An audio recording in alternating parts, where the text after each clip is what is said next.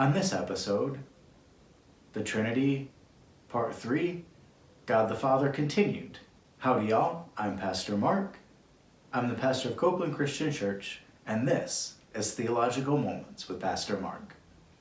Well, it's good to be back with you all. I know last time we didn't make it through everything I had planned.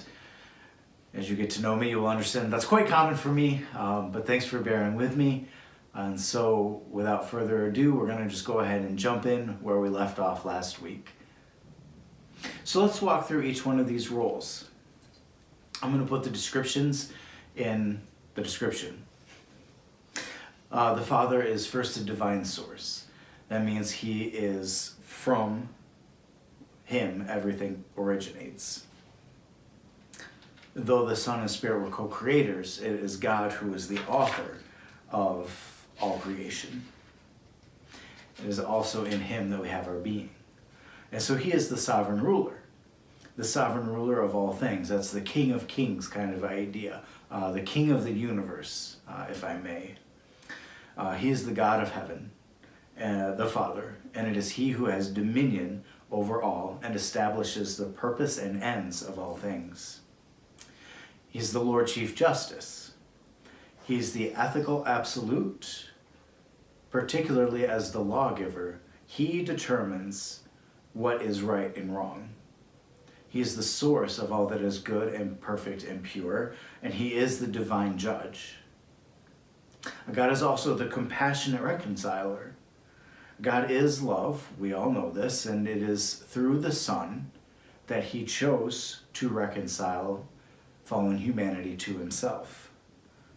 It was the Father who established this plan of redemption, and he offers grace and chooses to relate to his creation in a personal way. It is also him to whom all things return. This is directly related to the Father as he's the source of all things. And just as he is the source, so too, at the end, all things will return to him also. He is the Father of the Son. That is, he is the eternal Father of the eternal Son. And so as we have discussed, our God is a triune God. And the point of understanding each of these independent roles is to have a better aspect of not only how we relate to each person of the Trinity, but also how the Trinity relates to itself, one to another. And so among the other roles, we see a priority or a primacy of God the Father over the Son and the Spirit.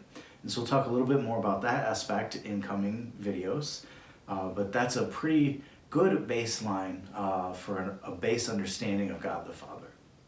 Okay, that's it for our discussion on the roles and characteristics of the first person of the Trinity, God the Father. Thanks for watching both videos, hanging in there with me. I hope that you found it beneficial. As always, if you would like to share this video, please go ahead. I appreciate the support that way. If you like the video, click the like button. If you want to subscribe, do so. Make sure you click the notification bell, because otherwise you'll never know when the next video is dropped. If you have a comment, please go ahead and leave that for me in the comment section. I'd be glad to interact with you that way. Thanks for watching. Have a great afternoon. We'll see you next time. Bye-bye.